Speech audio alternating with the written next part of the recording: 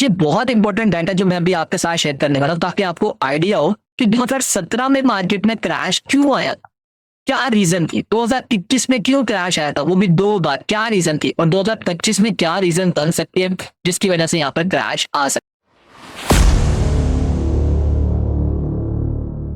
अस्सलाम वालेकुम एवरीवन, क्या हाल आप सभी को। उम्मीद है माशाल्लाह आप सभी खैरियत से होंगे। आज तो वाकई में आप सबका हाल अच्छा ही होगा, क्योंकि ओवरऑल मार्केट का हाल अच्छा है तो ऑटोमेटिकली आपका भी हाल अच्छा ही होगा। तो चलें गाइस, बात करते हैं यहाँ पर ओवरऑल मार्केट को लेकर के, ओवरऑल मार्केट की क्या अपडेट और मार्केट का नेक्स्ट मूव क्या रहने वाला है, और अभी के टाइम में मैं क्या एक्सपेक्ट कर रहा हूँ, और आने वाले दिनों में मार्केट क्या कर सकती है। आज की वीडियो बहुत ज्यादा इंपॉर्टेंट रहने वाली है। आज की इस वीडियो को आपने एंड तक लाजमी वॉच करना है, क्योंकि आज मैं आपको डेप्थ लेवल के ऊपर, मतलब आपको मैं इतना डीपली लेवल पे आपको एनालिसिस करके बताऊंगा ताकि आपको पता चल सके कि मार्केट क्या कर सकती है आने वाले दिनों में, और जो पास में उसने किया हुआ है तो क्या इस बार भी ऐसा ही करेगी। तो चले इसके ऊपर भी हम बात करेंगे। लेकिन आप सबको पता है कि बिटकॉइन ने एक बार फिर से हमें एक सरप्राइज दे दिया है, एक न्यू ऑल टाइम हाई का।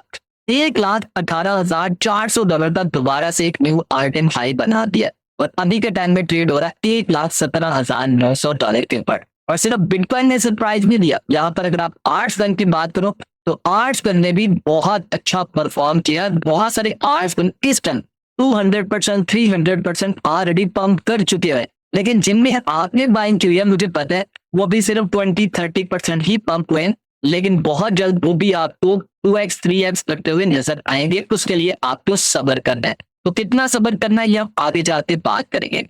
सो इस टाइम अगर आप ओवरऑल मार्केट के सेंटीमेंट की बात करते हैं तो इस टाइम ओवरऑल मार्केट के जो सेंटीमेंट है वो ग्रीन जोन में और 71 के ऊपर, और ये 7 घंटे पहले की अपडेट है।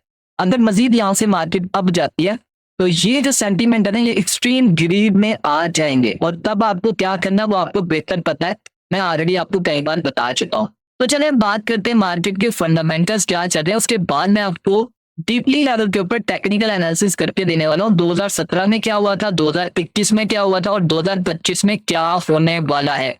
कब आपको लगेगा कि मार्केट क्रैश करने वाली है, उसकी कुछ रीजंस भी मैं आज आपके साथ शेयर करूंगा ताकि आप एक्टिव तौर पे पहले से तैयार रहें। तो अगर आप मार्केट के फंडामेंटल न्यूज़ेस की बात करते हैं तो जैसा कि कल मैंने आपको बताया था, यहाँ पर हम थे जब यहाँ पर रॉबिनहुड ने यहाँ पर अनाउंसमेंट कर दी थी कि वो ETH और सोल की स्टेकिंग जो है वो अब लॉन्च करने जा रहे हैं, जिसकी वजह से इथेरियम और सोल की प्राइस में अच्छा खासा पंप देखने को मिला। और यहाँ पर कल हम देख रहे थे कि 76% पूरी मार्केट के ऊपर यहाँ पर वोटिंग चल रही थी। तो 76% चांसेस थे कि BTC अब जुलाई में $1,15,000 लगा सकता है। और ये चीज तो मैंने आपको 2-3 दिन पहले ही बता दी थी कि BTC 1,15,000 से $1,20,000 पे जा सकता है, और मैंने बकायदा टिकटॉक के ऊपर वीडियो भी अपलोड करती थी। सो आपने देख लिया BTC अभी के टाइम में कहाँ पर आ चुका है। हाँ, एक इम्पोर्टेंट इवेंट है 14 जुलाई से 18 जुलाई का। ये जो इवेंट है ये ओवरऑल क्रिप्टो के ऊपर अच्छा खासा इम्पैक्ट डाल सकता है, क्योंकि इसमें हो सकता है डोनाल्ड ट्रम्प खुद भी पार्टिसिपेट करें, और जब खुद पार्टिसिपेट करेंगे जारी बात है उसने क्रिप्टो को लेकर बहुत बड़ी बड़ी बातें करनी है, तो आपको उस वक्त मार्केट अच्छी खासी वोलेटाइल होती हुई नजर आ सकती है। 14 तारीख से लेके 17 जुलाई तक, मतलब 14 जुलाई से 17 जुलाई तक मैं एक्सपेक्ट करता हूँ कि मार्केट में पंप देखने को मिलेगा, और 18 जुलाई को हो सकता है मार्केट वहां पर आपको अच्छी खासी करेक्शन करती नजर आए। बाकी टेस्ला ने भी यहाँ पर अपना प्रॉफिट रिलीज कर दिया कि उसको कितना हुआ है, और माइकल सेलर ने यहाँ पर बोला है कि जो अभी के टाइम में यहाँ पर बिटकॉइन को सेल कर रहे हैं वो बाद में बहुत ज्यादा पछताने वाले हैं। और हमने देखा यहाँ पर स्टॉक मार्केट का जो S&P का जो चार्ट है वो भी हाई लेवल पे जा चुका है। और इसके अलावा और क्या चल रहा है मार्केट में, हाँ कल हमने देखा कि डोनाल्ड ट्रम्प ने कनाडा के ऊपर 35% टैरिफ इम्पोज करने का फैसला किया, मतलब ये इंप्लीमेंट होगा 1 अगस्त को। और जर्मन गवर्नमेंट ने भाई डिसीजन जो किया था, आपको याद है एक बार BTC के ऊपर प्रेशर आया था जब ये $55,000 पे था, तब हमें BTC थोड़ा नीचे जाता हुआ नजर आया था। तब यहाँ पर जर्मन गवर्नमेंट ने 50,000 बिटकॉइन सेल किए थे $54K के ऊपर। अगर उस वक्त ये सेल ना करता तो अभी तक इसको $3.1 बिलियन इसको मजीद प्रॉफिट बना। और ये है JP मॉर्गन के CEO, जिन्होंने 2017 में बोला था कि बिटकॉइन जो है एक पोंजी स्कीम है, एक फ्रॉड है, इससे बचो। 2017 की बात है। उस वक्त से लेकर अभी तक जो बिटकॉइन है वो 91.5% जो है वो इंक्रीज कर चुका है। अब JP मॉर्गन खुद भी इस टाइम जो है बिटकॉइन ETF का जो है पार्ट बन चुका हुआ है, उसके पास भी अच्छा खासा है। ये पुरानी न्यूज है लेकिन अब जो है एक्सेप्ट करता है जेपी मॉर्गन भी। और इसके अलावा क्या चल रहा है मार्केट में, सीजी, इसकी तो बात छोड़ ही दो ना, ये तो अजीब ही बंदा है। और ये कह रहा है कि आई होप सो आप लोगों ने डिप से बाय किया होगा बिटकॉइन को। अगर आप ये सोच रहे हो कि आपने प्रीवियस डिप मिस कर दिया तो अभी भी आप लेट नहीं हुए, अभी भी डिप में है तो आप इसको बाय कर सकते हैं। खैर ये पैनिक और एक हाइप बना रहा है सॉरी यहाँ पर मार्केट में, तो इसको आप इग्नोर करो।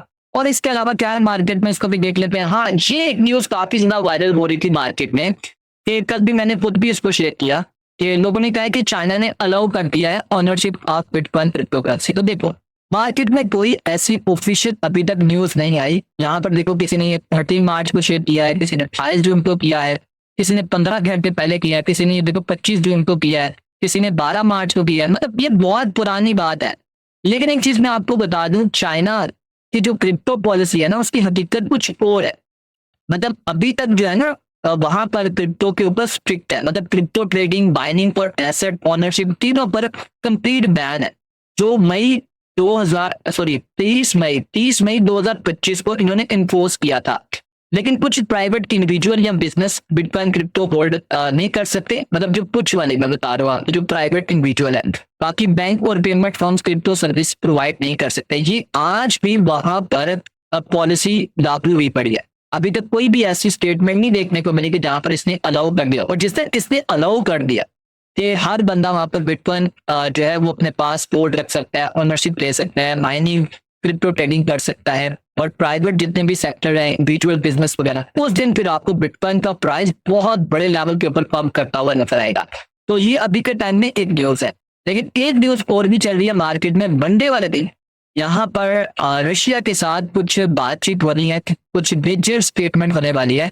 तो अगर तो इनके दरम्यान में आपस में कोई खास बात नहीं बनती, तो कोई नेगेटिव यहाँ पर कोई भी कमेंट्स लगता है, कोई भी आर्गुमेंट्स लग देता है, फिर वहां से मार्केट फिर से आपको करेक्शन करते हुए नजर आ सकती है। तो इसके ऊपर भी आपने नजर दें। अब बात करते हैं मार्केट टेक्निकली तौर के ऊपर हमें किस तरह मूव करती हुई नजर आ रही है। तो ये पार्ट बहुत ज्यादा इंपॉर्टेंट रहने वाला है। तो अभी के टाइम पे बीटीसी ट्रेड हो रहा है $1,17,900 के ऊपर। और आपको याद है ना ये वाला चार्ट कब से शेयर करता आ रहा हूँ, मंथ ऑफ मार्च से मैं आपके साथ ये चार्ट शेयर कर रहा हूँ। आज से तकरीबन 4 महीने पहले से मैं आपके साथ ये चार्ट शेयर कर रहा हूँ। ये तो अभी के टाइम में, इससे पहले भी मैंने चार्ट शेयर किया था, 2024 में भी किया था। आप लेके चल सकते हो। तो ये 2024 के स्टार्ट से ही मैंने ये चार्ट आपके साथ शेयर करना स्टार्ट कर दिया, और अभी के टाइम में 1 साल 7 महीने हो चुके हैं।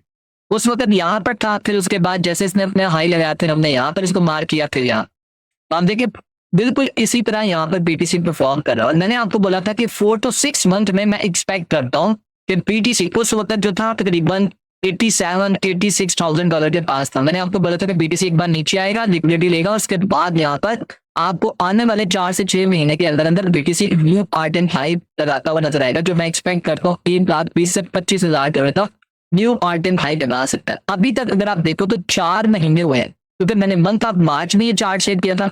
मार्च, अप्रैल, मई और जून 4 महीने में, जुलाई अभी चल रहा है, तो जुलाई का भी मंथ एंड नहीं हुआ। तो देखते हैं जुलाई के मंथ के एंड पे कहाँ पर बीटीसी जाएगा। फिर वक्त तो काफी ज्यादा पॉजिटिव है। और मैंने आपको बोला भी था कि जब तक बीटीसी इस ब्लैक लाइन से ऊपर है तो मैं बीटीसी को पॉजिटिव ही देख रहा हूँ।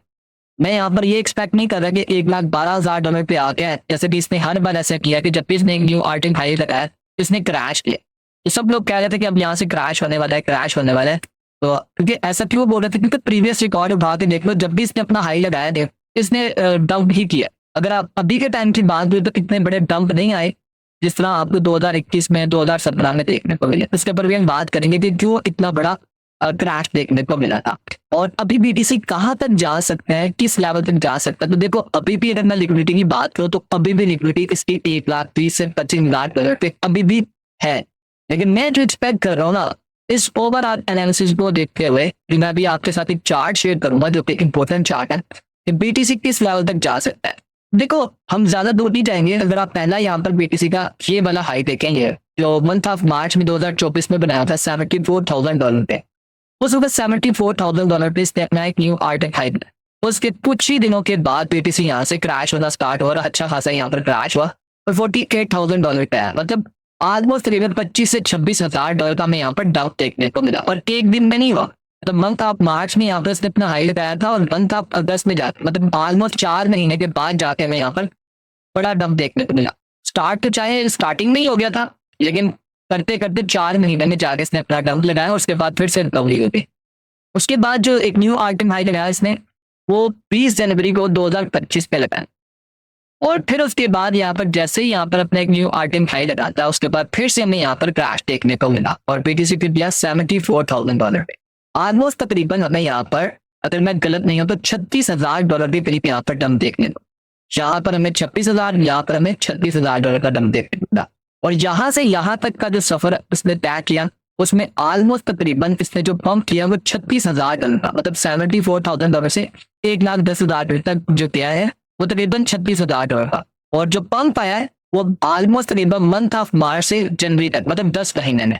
अब अगर आप ओवरऑल कैलकुलेशन कर लेते हो इन सारी चीजों को, तो मैं यहाँ पर एक्सपेक्ट करता हूँ जिस तरह यहाँ पर $36,000 का एक पंप आया था, अगर हम इसी तरह इसको लेके चलते हैं तो हमारे पास जो वूट निकल कर आता है वो $1,40,000 से $46,000 का बनता है, अगर हम सेम डाटा के मुताबिक चलते हैं। तो यहाँ तक आ सकते हैं अगर आप इस एनालिसिस के तौर पे इसी चीज को लेकर चलते हैं, तो यहाँ तक BTC आने के चांसेस है $1,40,000 से $46,000 तक। अब आप सोच रहे होंगे क्या पॉसिबल है कि ये आने वाले दिनों में आएगा? नहीं, देखो इसको मंथ ऑफ मार्च में ये हाई बनाया था और मंथ ऑफ मार्च से जनवरी तक तकरीबन 8 से 10 महीने लग गए थे इसको ये वाला हाई बनाने में। तो इसको भी तकरीबन 6 से 8 महीने लग सकते हैं $1,40,000 से $50,000 पे खोने में। अंडरस्टैंड कर रहे हो? तो ये नहीं होगा कि एकदम से यहाँ पर आ जाएगा, वो भी सकता आ जाए, जिस तरह मार्केट में फंडामेंटल्स स्ट्रॉन्ग चल रही है तो वो भी सकता आ जाए, लेकिन बट यहाँ पर एक छोटी सी क्रैक्शन होगी, क्रैक्शन के बाद फिर दोबारा से BTC यहाँ से इस लेवल तक जा सकता है। क्या उससे पहले अपना एक लो बना सकता है? पॉसिबल भी है, बना भी सकता है, लेकिन अभी कुछ कहा नहीं जा सकता क्योंकि प्रीवियस कोई भी लेवल नहीं है। तो जो मुझे नजर आ रहा था वो मैंने आपको।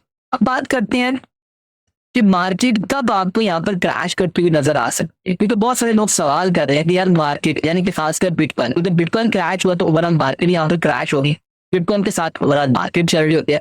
तो चलो प्रीवियस डाटा को पहले हम यहाँ पर देखते हैं कि पहले मार्केट क्यों क्रैश हुई थी। ये बहुत इंपॉर्टेंट डाटा जो मैं अभी आपके साथ शेयर करने वाला हूँ ताकि आपको आइडिया हो कि 2017 में मार्केट में क्रैश क्यों आया था, क्या रीजन थी। 2021 में क्यों क्रैश आया था, वो भी 2 बार, क्या रीजन थी, और 2025 में क्या रीजन बन सकती है जिसकी वजह से यहाँ पर क्रैश आ सकता है। तो पहले हम देखते हैं 2017 को ऐसा क्या हुआ था। तो ये डाटा भी मैं आपके सामने रख रहा हूँ 2017 का। 2017 में जब मार्केट यहाँ पर क्रैश हुई थी 2017-18 मतलब दिसंबर से जनवरी में हमें मार्केट क्रैश करती हुई नजर आई थी। 2017 की बात बता रहा हूँ। तो सबसे पहले फंडामेंटल रीजंस देखो, उस वक्त हुआ क्या था कि ICO बबल बस्ट हुआ था और उस वक्त हमने देखे थे कि 1000 ऑफ फेक स्कैम प्रोजेक्ट जो है वो लॉन्च हुए। मतलब बबल बस्ट मतलब ये था कि ICO का मतलब होता है कि इनिशियल पॉइंट ऑफरिंग, जैसे स्टॉक मार्केट में IPO होता है ना, इनिशियल पब्लिक ऑफरिंग होती है, इसी तरह क्रिप्टो में भी ऐसा होता है। तो 2017 में हर बंदा अपने क्रिप्टो टोकन बनाते पैसे रेस कर रहा था, मतलब इतना इजी हुआ पड़ा था। मुझे याद है 2017 में हमारे साथ भी स्कैम हुआ था $1000 का। तो उस वक्त लोगों ने ऐसे अपने अपने टोकन बनाने स्टार्ट कर दिए और लोग बिना प्रोजेक्ट चेक किए बस सिर्फ व्हाइट पेपर देखते थे। उस वक्त व्हाइट पेपर देखा और साथ ही पैसा इन्वेस्ट कर दिया। ज्यादातर प्रोजेक्ट जो थे उसमें से 95% प्रोजेक्ट ऐसे थे जो रियल नहीं थे, ना उनकी कोई टीम थी ना कोई फ्यूचर प्लान था, सिर्फ एक हाइप की बेस पे उन्होंने टोकन लॉन्च कर दिया। बहुत सारे ऐसे टोकन थे, आप में से काफी लोगों ने पार्टिसिपेट भी किया होगा, मैंने खुद भी किया था, ट्रस्ट वॉलेट में मैंने लेके रखे हुए थे। वो सब के सब बेकार चले गए। तो जब इन्वेस्टर को समझ आ गई ना कि ये सब स्कैम है, तो लोगों ने पैनिक में आके जो कुछ भी उनके पड़ा हुआ था ना पास वो सब सेल कर दिया। सबसे पहली रीजन तो ये बनी थी मार्केट में क्रैश होने। उसके बाद चाइना ने क्रिप्टो एक्सचेंजेस और ICO को ऊपर बैन कर दिया। मतलब 2017 में उसने एक्सचेंजेस और ICO को बैन कर दिया क्योंकि वहां पर अच्छा खासा स्कैम हो रहा था, तो इस वजह से उसने बैन कर दिया। फिर साउथ कोरिया ने रेगुलेशन की अनाउंसमेंट की, मतलब उस वक्त भी साउथ कोरिया में जो उनकी गवर्नमेंट थी उन्होंने बोला कि क्रिप्टो के ऊपर काम करना तो उसकी ये रेगुलेशन है इसको फॉलो करते चलना, और काफी टफ थी। उसके बाद US SEC ने भी सिक्योरिटीज लॉ इन्फोर्समेंट काम शुरू कर दिया। मतलब उस वक्त जो US की सिक्योरिटी है ना, जैसे सिक्योरिटी एक्सचेंज होती है, इस तरह उन्होंने भी वहां पर एक लॉ बना दिया जो इसके ऊपर काम करना उन्होंने स्टार्ट कर दिया। और जो टेक्निकल रीजन बनी थी जिसकी वजह से मार्केट में अच्छा खासा डंप देखने को मिला था, बिटकॉइन उस वक्त $20,000 के ऊपर था और ऑल टाइम हाई के ऊपर था। अभी मैं आपको दिखाता हूँ $20,000 के ऊपर। अभी आप यहाँ पर देख सकते हो, ये आपके साथ डाटा शेयर करता हूँ। ये नहीं, ऑलमोस्ट तकरीबन $20,000 के पास था और अपने ऑल टाइम हाई के ऊपर था। और तो उस वक्त लोगों ने जारी बात है हाई प्रॉफिट टेकिंग करनी थी। जारी बात है कब से लोगों ने अच्छा खासा बिटकॉइन होल्ड किया हुआ था। उस वक्त बीटीसी कहाँ पर था आपको पता होना चाहिए, 2017 में, अगर मैं गलत नहीं हूँ तो 1,200, 1,300, $1,400 के ऊपर था। आप अंदाजा लगाओ ना कितना ऊपर गया था, 20x तकरीबन ऊपर गया था। सारी बातें लोगों ने वहां पर प्रॉफिट टेकिंग करनी थी। और अगर आप यहाँ पर आरएसए का चार्ट देखो उस वक्त का, तो आरएसए का चार्ट भी उस टाइम फुली ओवरबॉट जोन में था। ये देख रहे हो, जब भी आपको मैंने बताया हुआ 70, 90, 100 के लेवल पे, 70 के बाद तो वैसे ही मार्केट ओवरबॉट हो जाती है, लेकिन जो डेड जोन होता है इसका 90 to 100 होता है। और 90 से 100 पे किसी भी दरमियान में कुछ भी हो सकता है। तो आप देखो यहाँ पर 90 पे था आरएससी का डाटा। सिर्फ आरएससी का डाटा ये नहीं बता रहा, एमएससीडी भी अगर आप देखो तो एमएससीडी का भी इंडिकेटर यही बताता था कि मार्केट को क्रैश होना है। यहाँ पर आप देख रहे हो, ये जो ऑरेंज, ये जो ब्लू लाइन है ना, ब्लू लाइन ये बाइंग की होती है, यहाँ पर जो सिग्नल दे देती है बाय साइड का। और ये जो आपको नजर आ रहा है ना, ये क्रॉस हो रहा है यहाँ से सेलिंग का एक सिग्नल मिल गया था कि यहाँ से अब बिटकॉइन सेल हो सकते हैं। और यहाँ से बाय का सिग्नल मिला था। और यहाँ से जैसे ही इसने पहले तो जैसे इसने इसको ब्रेक किया तो यहाँ से बिटकॉइन पंप हुआ, और जैसे ही यहाँ से ब्रेक डाउन हुआ उसके बाद एमएससीडी ने भी यहाँ पर बता देता कि बिटकॉइन यहाँ से क्रैश कर सकता है। और मार्केट में प्योरली हाइप बन रही हुई थी, हर बंदा यहाँ पर प्यारा था क्रिप्टो क्रिप्टो क्रिप्टो, मतलब यूटिलिटी कोई भी नहीं थी, कोई अडॉप्शन नहीं हो रही थी, बस एक हाइप की बेस के ऊपर मार्केट को पंप किया रहा है, जिसकी वजह से मार्केट अच्छे लेवल के ऊपर क्रैश हुई थी। और काफी टाइम तक ये क्रैश रही, काफी टाइम लगा मार्केट को दोबारा पंप होने में। फिर सबसे बड़ा जो किरदार था इसमें मार्केट को पंप करने में, वो एक्सचेंजेस का था। एक्सचेंजेस का बहुत बड़ा रोल था, क्योंकि 2017 में, फिर 2017 के लास्ट में 18 में फाइनेंस आ गई, बाकी एक्सचेंजेस भी वर्क करना स्टार्ट करती, बहुत सारे प्रोजेक्ट आने स्टार्ट हो गए, नई डेवलपमेंट होने लग पड़ी, इंस्टीट्यूशन इन्वॉल्व होने लग पड़ी। फिर आहिस्ता आहिस्ता करते बिटकॉइन और ओवरऑल मार्केट का प्राइस हमें पंप होता हुआ नजर आया। अच्छा, अब $65,000 से पहला डंप क्यों आया, तो चलो अभी वो भी मैं आपको बताता हूँ। अब आपको आइडिया हो रहा है ना कि मार्केट क्रैश करने के पीछे रीजंस क्या थी उस वक्त। तो ये वो रीजंस आने वाले दिनों में अगर मार्केट में अगर आपको देखने को मिलते हैं तो मार्केट आपको क्रैश करती हुई नजर आ सकती है। तो पहले देखते हैं यहाँ पर 2021 में क्या हुआ था। पहला क्रैश जब आया था, क्योंकि मार्केट 2021 में भी क्रैश हुई थी अप्रैल मई में, और फिर सेकंड टाइम क्रैश हुआ था मंथ ऑफ नवंबर दिसंबर के। तो पहले क्रैश की बात करते हैं। तो पहला क्रैश जब हुआ था मंथ ऑफ मई में 2021 में, उस वक्त एलन मस्क ने जो टेस्ला की बीटीसी की पेमेंट है उसके ऊपर बैन लगा दिया, ओवरऑल बैन लगा दिया था। और 12 मई 2021 को एलन मस्क ने ट्वीट किया कि टेस्ला अब बिटकॉइन से कार पेमेंट एक्सेप्ट नहीं करेगा। और इसने काफी नेगेटिव पर ट्वीट्स भी किए थे, मतलब नेगेटिव ट्वीट भी किए थे बिटकॉइन को लेकर। और बिटकॉइन माइनिंग से उसने ये वजह भी बताई थी कि यहाँ पर क्या होता है कि जो उसकी बिटकॉइन माइनिंग है उस पर डैमेज होता है। तो इस ट्वीट की वजह से मार्केट में पैनिक वाला मोड भी बना था। और उसने यहाँ पर अनाउंसमेंट ये भी की थी कि टेस्ला ने बीटीसी सेल किया है। टेस्ला ने Q1 में 2021 में अपने बीटीसी होल्डिंग का 10% सेल किया था। लोगों को लगा कि शायद एलन मस्क जो ट्रस्ट नहीं करता और ये सारे के सारे बिटकॉइन यहाँ पर सेल करने वाले, तो जिसकी वजह से मार्केट में एक पैनिक वाला मोड बना। और उसके अलावा जो वजह बनी, तीसरी जो वजह बनी थी, चाइना क्रिप्टो बैन। आपको पहले पता वो बैन था, तो मई जून में 2021 में चाइना ने बिल्कुल ऑफिशियली अनाउंसमेंट कर दी कि अब कोई भी फाइनेंशियल इंस्टीट्यूशन क्रिप्टो सर्विस नहीं देगा। जैसे भी मैंने आपको बताया ना कि वहां पर जो क्रिप्टो ट्रेडिंग, माइनिंग और एसेट की ऑनरशिप तीनों बंद कर दी गई। तो ये उस वक्त हुआ था, 2021 में इन्होंने किया था। तो जिसकी वजह से मार्केट के ऊपर अच्छा खासा डंप देखने को मिला, क्योंकि उस वक्त जो माइनिंग फर्म्स थी उनके ऊपर भी काफी ज्यादा क्रैकडाउन शुरू हो गया था। और उसके बाद जो उसकी रिग्स हैं वो भी शट डाउन हो गई, और हैश रेट तो बहुत ज्यादा ड्रॉप हो चुका हुआ था। और उसके अलावा मार्केट जो ओवर लेवरेज जा चुकी थी। आपको पता है जो फ्यूचर ट्रेडिंग, आपको तो ये पता है ना जो आप फ्यूचर ट्रेडिंग कर रहे हो, नहीं, जो दूसरी फ्यूचर ट्रेडिंग होती है जिसके बारे में इंशाल्लाह मैं आपको बताऊंगा, उसमें फ्यूचर ट्रेडिंग में मार्जिन जो है वो काफी हाई लेवरेज पे जा चुका, बहुत ज्यादा हो चुका था। और जब ऐसा हो जाता है तो फिर वहां पर ऑटो लिक्विडेशन मार्केट ऑटोमेटिकली उठा देती है, तो जिसकी वजह से मार्केट वहां पर भी क्रैश हुई। और इथेरियम की जो गैस फीस थी वो भी काफी ज्यादा इंक्रीज थी। इथेरियम का नेटवर्क भी काफी ज्यादा ओवरलोडेड हो गया था, गैस फीस इतनी हो गई थी कि स्मॉल इन्वेस्टर भी मार्केट को छोड़ना शुरू कर दिए थे। ये वो रीजन थी जब पहली बार यहाँ पर हमें क्रैश देख। और जब दूसरा क्रैश आया था नवंबर दिसंबर 2021 में, तब क्या हुआ था, बिटकॉइन ने अपना ऑल टाइम हाई फिर से न्यू लगाया। और उस वक्त उसने डबल टॉप करना है $69,000 पे। जब इसने ऐसा किया तो वहां पर अपना डबल टॉप करना है। यहाँ पर आप देख सकते हैं ये डबल टॉप करना है। जब डबल टॉप यहाँ पर बन गया उसके बाद क्या हुआ, वो भी एक बेरिश सिग्नल था, तो लोगों ने सोचा कि यार डबल टॉप बन गया, अब यहाँ से प्रॉफिट टेकिंग करनी चाहिए। उसके अलावा जो सबसे बड़ी रीजन हुई थी, यूएस फेड ने वहां पर रेट को इंक्रीज कर दिया था। जो जेरम पॉल है इसने बेड़ा गर्क किया था उस वक्त मार्केट का, उसने सिग्नल दिया था कि वो इंटरेस्ट रेट पर इंक्रीज करने वाले हैं, जिस वजह से मार्केट पे अच्छा खासा इम्पैक्ट पड़ा। रिस्क था, जारी बात है, क्रिप्टो स्टॉक मार्केट काफी ज्यादा पैनिक हुई और सेलिंग प्रेशर देखने को मिला। और इसके अलावा ओमिक्रॉन जो एक वायरस था वो भी काफी ज्यादा वेरिएंट हुआ, उसकी भी काफी ज्यादा इम्पैक्ट देखने को मिला। और ऑलरेडी क्योंकि कोविड से लोग गुजरे हुए थे, उनको लगा लोग भी इस बार फिर से मार्केट में और ओवरऑल सारे बिजनेस शट डाउन होने वाले, उसने भी मार्केट में काफी पैनिक वाला हो रहा है। और इसके अलावा चाइना में एक एवरग्रैंड के नाम से एक रियल स्टेट एक कंपनी थी जो भी काफी ज्यादा कोलैप्स हुई, जिसकी वजह से ग्लोबल मार्केट पे काफी ज्यादा फियर पैदा हुआ। और सबसे जो मेजर वजह थी वो मैंने आपको ऑलरेडी पर बता दी, पोर्टफोलियोज और इंस्टीट्यूशन ने भी वहां पर जो है वो बीटीसी और इथेरियम को सेल करना स्टार्ट कर दिया। और इसके अलावा क्योंकि उस वक्त आपको पता है एक एनएफटी की मीम कॉइन की हाइप बनी हुई थी, तो वो भी एक हाइप जो है वो खत्म होती हुई नजर आई, उसने भी एक नेगेटिव इम्पैक्ट डाला जिसकी वजह से ओवरऑल मार्केट नीचे गिरी। और बीटीसी पहला जब क्रैश आया था $65,000 से गया था $30,000 तक, और जब सेकंड टाइम आया 69,000 प्लस से फिर ये गया था $33,000। और आज तक तकरीबन 60 से 90% क्रैश हुए थे। तो ये वो सारी रीजन थी जिसकी वजह से 2017-18 और 2021-22 में यहाँ पर क्रैश देखने को मिला था।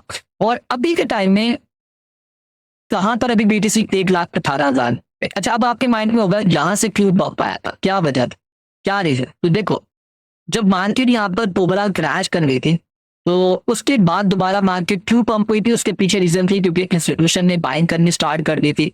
लोग लॉन्ग टर्म के लिए फंड्स को होल्ड करना स्टार्ट कर रहे थे, बिटकॉइन बड़ी अच्छी प्राइस के ऊपर उनको मिल रहे थे। उसके बाद DeFi, NFT, लेयर 2 बहुत सारे ऐसे प्रोजेक्ट्स आए जिन्होंने मार्केट में अच्छी हाइप बनाई। फिर उसके बाद टेस्ला ने भी यहाँ पर अनाउंसमेंट की, उसने सारे बिटकॉइन सेल नहीं किए, सिर्फ 10% किया, भी अच्छा था। ये सारी रीजन थी जिसकी वजह से मार्केट अच्छी खासी पंप हुई। अच्छा, अभी के टाइम में देखो जो मार्केट के ऊपर प्रेशर आ सकता है, जो मैं यहाँ पर एक्सपेक्ट करता हूँ कि अगर मार्केट यहाँ से क्रैश करती है, एक तो ये है कि अभी बीटीसी का ओवरऑल मोमेंटम काफी ज्यादा स्ट्रॉन्ग, फंडामेंटल काफी ज्यादा स्ट्रॉन्ग, ठीक है। तो ऑलरेडी मार्केट बहुत सारी चीजें ऑब्जर्व भी कर चुकी है। अब रीजन ये हो सकती है मार्केट के नीचे गिरने की, यूएस यहाँ पर जो फेड है, यूएस फेड जो है वो यहाँ पर रेट हाइक करे, मतलब इसको इंक्रीज करे। अगर इन्फ्लेशन जब कंट्रोल नहीं होती तो फिर ये रेट को इंक्रीज करते हैं। अगर तो इंटरेस्ट रेट को इंक्रीज करते हैं तब मार्केट क्रैश कर सकते हैं। बीटीसी जो स्पॉट ETF है उसकी कोई नेगेटिव न्यूज आ जाती है, कोई मेजर रेगुलेटरी जैसे कि SEC बिटकॉइन ETF को लेकर रिजेक्ट करना स्टार्ट कर देता है या प्ले करता है या कोई भी ऐसा बेरी सिग्नल देता है, तो उसकी वजह से मार्केट क्रैश कर सकती है। जियो पॉलिटिकल जैसे कि आपको पता है ग्लोबल क्राइसिस वगैरह होते हैं, वार होते हैं, मेजर चाइना क्राइसिस वगैरह, इस तरह के ट्रेड डील्स वगैरह, इसकी वजह से मार्केट के ऊपर क्रैश आ सकते हैं। और इसके अलावा एक्सचेंजेस भी अगर हैक हो जाती हैं, जैसे कि बाइनांस हो गया, कॉइनबेस हो गया, इस तरह की बड़ी एक्सचेंजेस हैक हो जाती है, तो उसकी वजह से मार्केट के ऊपर एक क्रैश आ सकता है, पैनिक मूवर बन सकते हैं।